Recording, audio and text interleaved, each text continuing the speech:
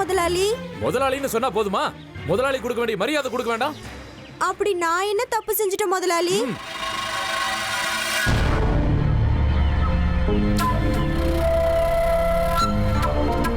நான் உனக்கு போட்டு விட்ட மோதிரம் அது.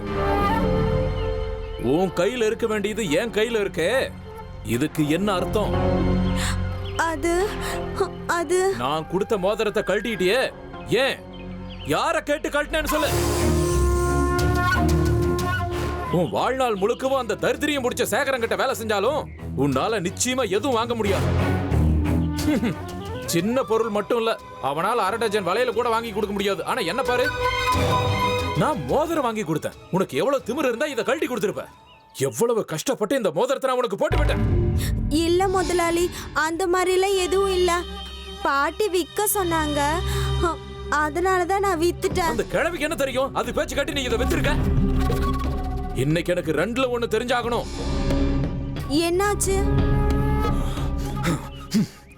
இப்போ நீ ஏன் பேச்ச கேப்பியா அவங்க பேச்ச கேப்பியா? நானு ஒருத்தங்க பேச்சு மட்டும்தான் கேட்பேன். அது யாருன்னா? யார் அவங்கன்னு சொல்லு, சீக்கிரம் சொல்லு. அது யாருன்னா பாட்டி அம்மா. பாட்டி சொல்றது மட்டும்தான் நான் கேட்பேன். அவங்க பேச்சு நான் என்னைக்கும் மீற மாட்டேன். அவங்க என்ன ஊருக்கே பெரிய பாட்டியா? இங்க பாரு மல்லி, நீ ஏன் பேச்ச மட்டும் கேளு. நீ வேணா பாத்துக்கிட்டே இரு. 4 மாசத்துல உனக்கு 2 சவரன் நகை வாங்கி போட்டுறேன். நான் சாதாரண ஆள் இல்ல, தெரிஞ்சுக்கோ. நான் ஒன்னும் சின்ன பணக்காரன் இல்ல, நானும் ஜமீன்தார் தான். என் பேருல 1000 இல்ல 2000 இல்ல 2 லட்சம் ரூபாய் டெபாசிட் பண்ணிருக்கேன், தெரியும்ல? அது எவ்வளவுன்னு தெரியுமா? எவ்வளவுன்னு சொல்லு. 2 லட்சம். உன் பாட்டி கிட்ட என்ன இருக்கு? எவ்வளவு இருக்கு தெரியல. பிண்டம் தான். அவங்க கிட்ட ஒரு குண்டுமணி கூட கிடையாது, தெரியுமா? அவங்க கிட்ட மட்டும் இல்ல, அந்த குடும்பத்துல யாருக்கிட்டையும் எதுவும் கிடையாது. அவங்க கிட்ட இருக்கிறது பஞ்சம் மட்டும்தான். முதலாளி, நீங்க சொல்றது எனக்கு எதுவுமே புரியல. நான் உங்களை கையெடுத்து கும்பிடுறேன், என்னை விட்டுடுங்க. உனக்கு நான் எல்லாத்தையும் சொல்லி கொடுக்கறேன், நீ என் பேச்ச மட்டும் கேளு மல்லி. இல்ல, நீங்க சொல்ல நினைக்கிறத பாட்டிக்கிட்டயே சொல்லிடுங்க. அது அவங்களுக்கு புரியவேங்க. நான் அவங்க சொல்றத மட்டும்தான் கேட்பேன். ஆஹா, எவ்வளவு அழகா சொன்ன. சரி, அதெல்லாம் விடு. நான் உங்க பாட்டிக்கிட்டயே பேசிக்கிறேன். இந்த மோதிரத்தை போட்டுக்கோ. இந்தா போட்டுக்கன்னு சொல்றேன்ல. இல்ல, எனக்கு பிடிக்கல, என்ன விட்டுருங்க. மல்லே, மல்லே. நீங்க இங்கே இருங்க டீச்சர் அம்மா. நான் அப்பா அம்மா பாட்டி எல்லாரையும் கூட்டிட்டு வரேன்.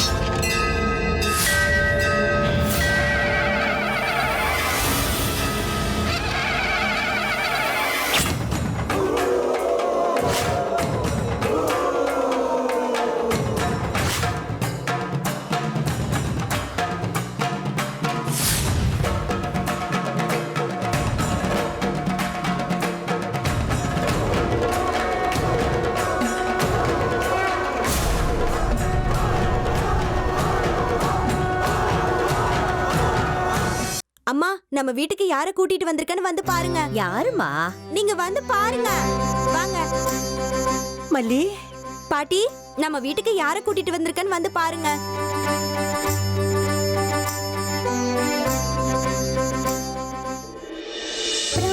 ஸ்மராமி தரணீதர ராஜகன்யா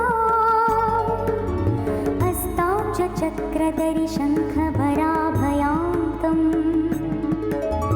தேவீம் பிரசன்னவதனாம் ஜகதாம் சவித்ரீம்.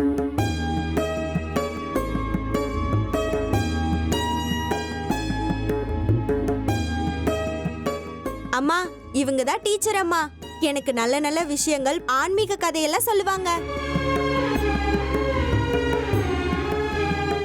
எனக்கு கோவில்ல வேலை வாங்கி கொடுத்தது இவங்க தான்.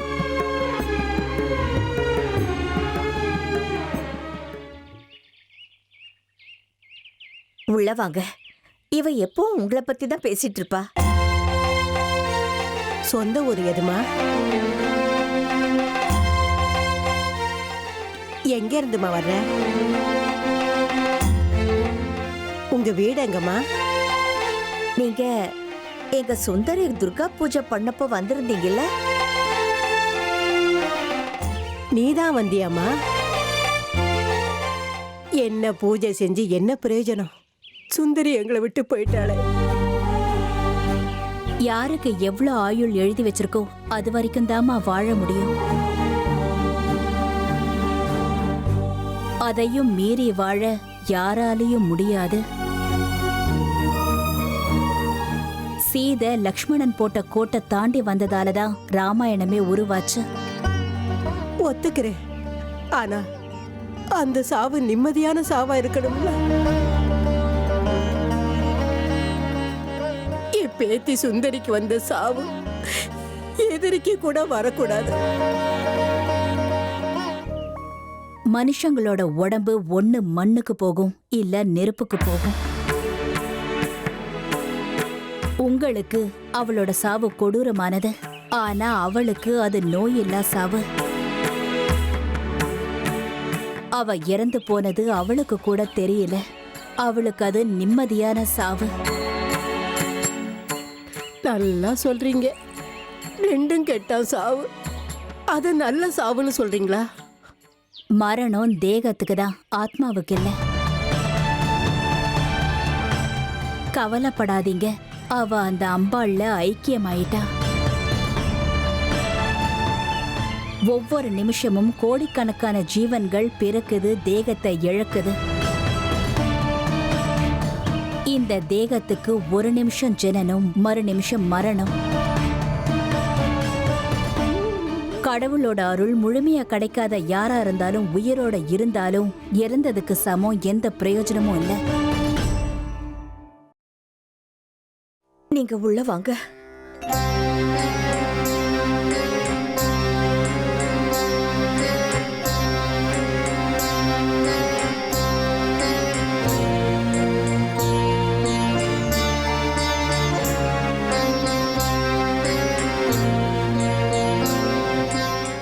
நீங்க உள்ள வாங்க, நான் தாத்தாவை கூட்டிட்டு வரேன்.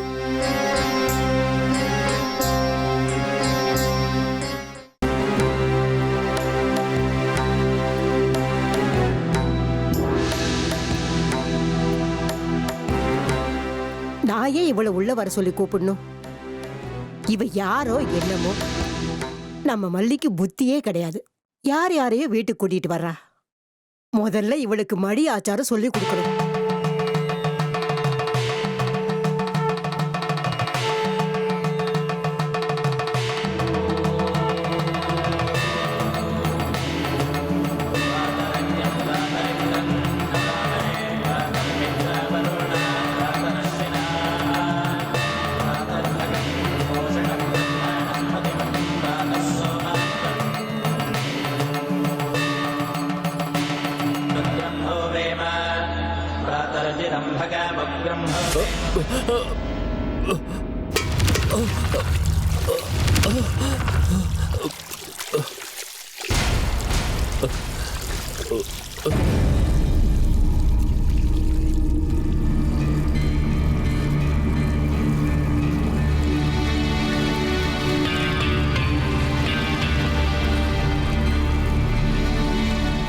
போன ஜென்மத்துல இளவரசி மயூரிய கொண்ட 3 பேர்ல ஒருத்தன் நான், இன்னொருத்தன் நீ, மூணாவதா ஒருத்தன் இருக்கான்ல. ஆமா. அவன் வர்ற வரைக்கும் நம்ம சக்தி முழுமை அடையாதுல்ல. ஆமா. முதல்ல அந்த மூணாவது ஆளை கண்டுபிடிக்க முயற்சி பண்ணு. நான் இன்னைக்கு சக்ராபுரிக்கு போறேன்.